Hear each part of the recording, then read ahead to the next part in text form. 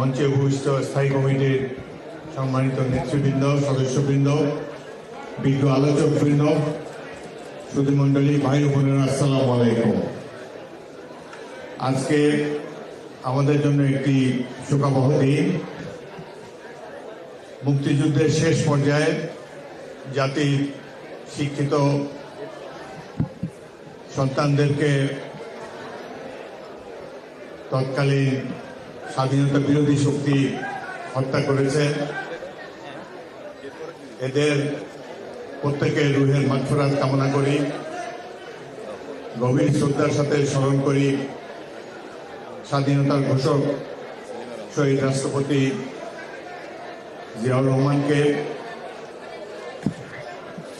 1971-এর মুক্তিযুদ্ধ সম্পর্কে পরবর্তীকালে যারা ক্ষমতাসীন হয়েছে তারা নানাভাবে বিতর্কিত করার চেষ্টা করেছে। প্রকৃত মুক্তিযুদ্ধের প্রকৃত ইতিহাস এখন পর্যন্ত কুয়াশাচ্ছন্ন রয়ে গিয়েছে। গত 16 বছর যারা এই ফ্যাসিবাদী শক্তি বাংলাদেশের জনগণের ঘাড়ে সিন্ধুবাদের মতো চেপে বসেছিল, তারা 71-এর মহান মুক্তিযুদ্ধের ইতিহাসকে পুরোপুরিভাবে বিকৃত করে দিয়েছে। জনগণকে ধারণা দেওয়া হয়েছে যে 71-এর মহান মুক্তিযুদ্ধ ছিল একটি রাজনৈতিক দলের যুদ্ধ, তারাই যুদ্ধ করেছে, বাকিদের তেমন কোনো অবদান নেই। প্রকৃতপক্ষে মহান মুক্তিযুদ্ধ ছিল সাধারণ মানুষের যুদ্ধ, পিপলস ওয়ার। এই যুদ্ধে সকল পেশার মানুষ, ছাত্র, যুবক, সৈনিক, শিক্ষক, প্রতিটি সামাজিক জীবনের প্রতিটি স্তরের সাধারণ মানুষ এই সংগ্রামে অংশগ্রহণ করেছে, জীবন বন্ধ করে লড়াই করেছে এবং অবশেষে স্বাধীনতা অর্জন করতে সক্ষম হয়েছে। যে বুদ্ধিজীবীদের স্মরণ করার জন্য আমরা উপস্থিত হয়েছি তারা ছিল দেশমাতৃকার অত্যন্ত দেশপ্রেমিক সন্তান। বিশ্ববিদ্যালয়ে যারা শিক্ষক ছিলেন, আমি এদের অনেকের ছাত্র ছিলাম। মোফাজ্জল আজাদ চৌধুরী, গিয়াসউদ্দিন স্যার এবং আরো অনেকের সাথে, যারা মুনীর চৌধুরী, এদের সাথে ব্যক্তিগতভাবে পরিচিত ছিলাম। মুগ্ধ হয়ে ক্লাসে তাদের লেকচার শুনতাম। স্বাধীনতা যুদ্ধের শেষ পর্যায়ে যখন পরাজয় অবধারিত, তখন এই সূর্য সন্তানদেরকে হত্যা করেছে এই আর্মাদ বাহিনী। এটি আমাদের জন্য একটি দুঃখবহ ঘটনা। 14 ডিসেম্বর ব্যক্তিগতভাবে আমার জন্য অত্যন্ত স্মরণীয় একটি দিন। তখন বাংলাদেশে 18টি জেলা ছিল। 21শে নভেম্বর থেকে ভারতীয় বাহিনী বিভিন্ন সীমান্তে আক্রমণ চালিয়ে তারা ভিতরে প্রবেশ করে পাক বাহিনীর সাথে যুদ্ধে লিপ্ত হয়। আমরা তখন সিলেট অঞ্চলে ছিলাম। ইস্ট বেঙ্গল রেজিমেন্টের 1ম ব্যাটালিয়ন, জেড ফোর্সের একটি অন্তর্গত একটি ব্যাটালিয়ন। এই জেড ফোর্সের কমান্ডার ছিলেন বিখ্যাত মুক্তিযোদ্ধা, স্বাধীনতার ঘোষক, পরবর্তীকালে মহান রাষ্ট্রপতি জিয়াউর রহমান। 18টি জেলার প্রায় সকল জেলাগুলোই ভারতীয় বাহিনী একক প্রচেষ্টায় দখল করেছে। একটি মাত্র জেলা মুক্তি বাহিনী দখল করেছে একক প্রচেষ্টায়, সেটি হল সিলেট জেলা শহর। দখল করেছে মেজর জিয়াউর রহমানের নেতৃত্বে 1ম ইস্ট বেঙ্গল। আমি এই আক্রমণ পরিচালনা করেছিলাম। 14 ডিসেম্বর সকাল থেকে এমসি কলেজের প্রিন্সিপালের বাসায় অবস্থিত পাক বাহিনী আমার কোম্পানির উপরে আক্রমণ চালায়। জেনারেল জিয়াউর রহমান বেতার সেটের মাধ্যমে, আপনারা জানেন আধুনিক কালের যুদ্ধ বেতার সেটের মাধ্যমে পরিচালিত হয়। সকাল 8টা থেকে বিকাল 4টা পর্যন্ত ভয়াবহ আক্রমণ করে পাক বাহিনী আমার পজিশনের উপরে, এবং আমরা তখনও পরীক্ষা খনন করতে পারিনি। আমাদের ডিফেন্স অসংলগ্ন ছিল, সেই জন্য পাক বাহিনীর সাথে সাথে আমাদেরও অনেক ক্ষয়ক্ষতি হয়েছে। আমার কোম্পানির 18 জন সৈনিক শহীদ হয়।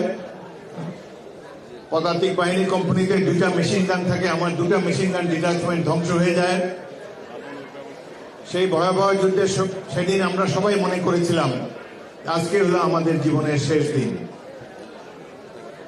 বিকেল 4টার দিকে আমাদের সাথে একজন ভারতীয় মেজর ছিলেন, তার সাথে একটা বেতার যন্ত্র ছিল।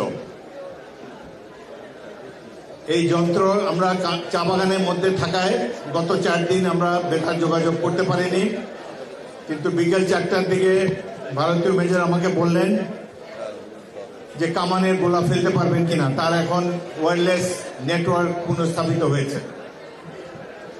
আমি তাকে অনুরোধ করলাম যে যেহেতু আমরা হাতাহাতি যুদ্ধে লিপ্ত আছি, কামানের গোলা ফেললে আমরাই তার শিকার হতে পারি, একটি বিমান আক্রমণ করা যায় কিনা সেই জন্য তাকে অনুরোধ জানাই।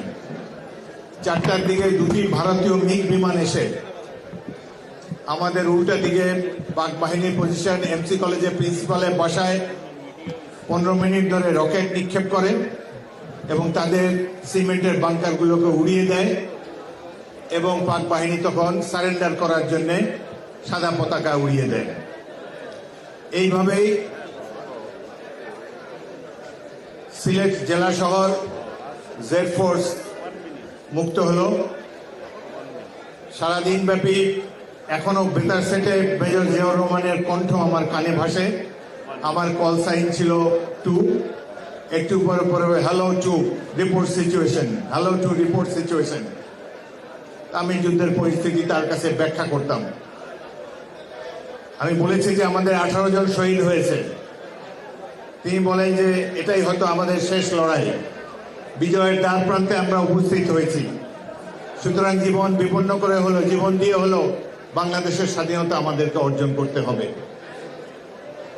মেজর জিয়াউর রহমান ছিলেন একজন সাহসী পুরুষ।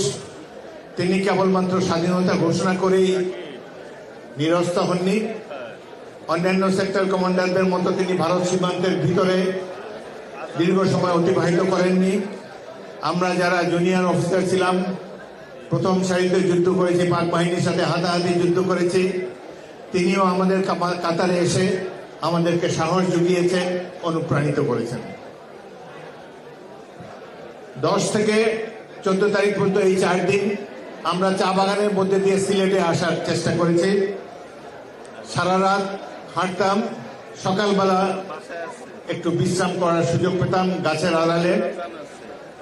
তৎকালীন মেজর জিয়াউর রহমান যে প্রশ্নটি বারবার আমাদেরকে করতেন আলাপচারিতায়, তিনি বলতেন যে পাকিস্তানিদেরকে তো তাড়ালাম, কারণ বিজয়ের দ্বার প্রান্তে আমরা উপস্থিত হয়েছি। পাকিস্তানিদেরকে তো তাড়ালাম, কিন্তু এখন আমাদেরকে আবার ভারতীয়দের সাথেও আবার একটা মুক্তিযুদ্ধ করতে হবে।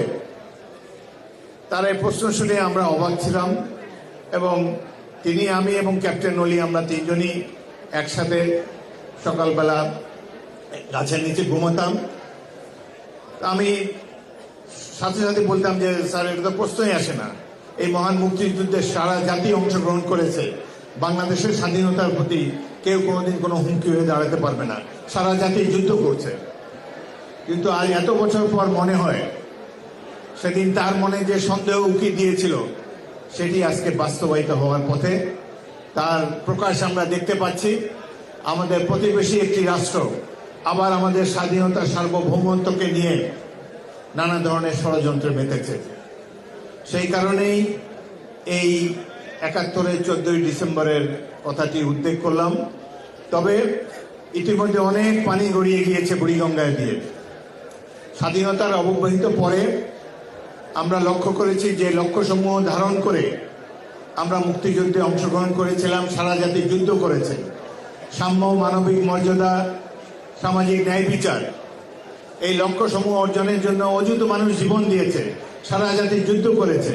কিন্তু তৎকালীন ক্ষমতাসীন দল আওয়ামী লীগ, তারা তাদের দলের সমৃদ্ধির জন্য ব্যস্ত ছিল, জনজীবনে কোনো পরিবর্তন তারা আনতে পারেনি এবং বাংলাদেশের গণতন্ত্রকে তারা ঝেঁটিয়ে বিদায় করেছে এবং একটি একদলীয় রাষ্ট্রে পরিণত করেছে বাংলাদেশে। বিগত 16 বছর ছিল আমাদের জন্য অত্যন্ত কঠিন পরীক্ষার সময়। আমি বিএনপির সকল নেতা কর্মী আন্তরিক অভিনন্দন জানাই তাদেরকে, যারা 16টি বছর অনেক কষ্ট করেছেন, জীবনের বিনিময়ে এবং এই ফ্যাসিস্ট বাহিনীর বিরুদ্ধে মোকাবেলা করেছেন পথে প্রান্তরে, যার ফলে যুদ্ধের শেষ পর্যায়ে জুলাই আগস্ট মাসে সাধারণ ছাত্ররাও এর সাথে যোগ দেওয়ার ফলে আমরা বিজয়ী হয়েছি এবং অবশেষে আমরা আবার একটি সুযোগ পেয়েছি। অনেকেই বলে যে দেশটি দ্বিতীয়বারের মতো স্বাধীন হয়েছে, কিছুটা সত্যতা এর নিশ্চয়ই রয়েছে। আমরা আশা করব যে গণতন্ত্র প্রতিষ্ঠার জন্য, যে ভোটাধিকার প্রতিষ্ঠার জন্য আমরা লড়াই করেছি, আমরা তার দ্বার প্রান্তে উপনীত হয়েছি। আমরা আশা করব বর্তমান সরকার অতি অল্প সময়ের মধ্যেই গণতন্ত্র এবং ভোটাধিকার অর্জনের জন্য একটি নির্বাচনের রোডম্যাপ ঘোষণা করবেন, যাতে করে ৭১-এর মহান মুক্তিযুদ্ধের লক্ষ্য আমরা যেন অর্জিত হয়েছে বলে দেখে যেতে পারি। আমরা একটা সমৃদ্ধ বাংলাদেশ, গণতান্ত্রিক বাংলাদেশের জন্য সংগ্রাম করেছি এবং আশা করি আমাদের সকলে অংশগ্রহণের ফলে আমাদের সেই স্বপ্ন বাস্তবায়িত হবে। বিএনপিরও কিছু করণীয় আছে। বিএনপি বর্তমানে দেশের সবচেয়ে জনপ্রিয় এবং বৃহত্তম রাজনৈতিক দল। আমাদেরকে নিয়ে অনেকে অনেক ধরনের কুৎসা রচনা করবে। আমরা যেন এইসব কুৎসাকে মিথ্যা প্রতিপন্ন করতে পারি। আমরা যেন শহীদ জিয়াউর রহমানের আদর্শ ধারণ করে একটি সমৃদ্ধ বাংলাদেশ গড়ার জন্য তার পটভূমি আমরা রচনা করতে পারি। আজকে এই হোক আমাদের কামনা। আপনাদের সবাইকে অসংখ্য ধন্যবাদ।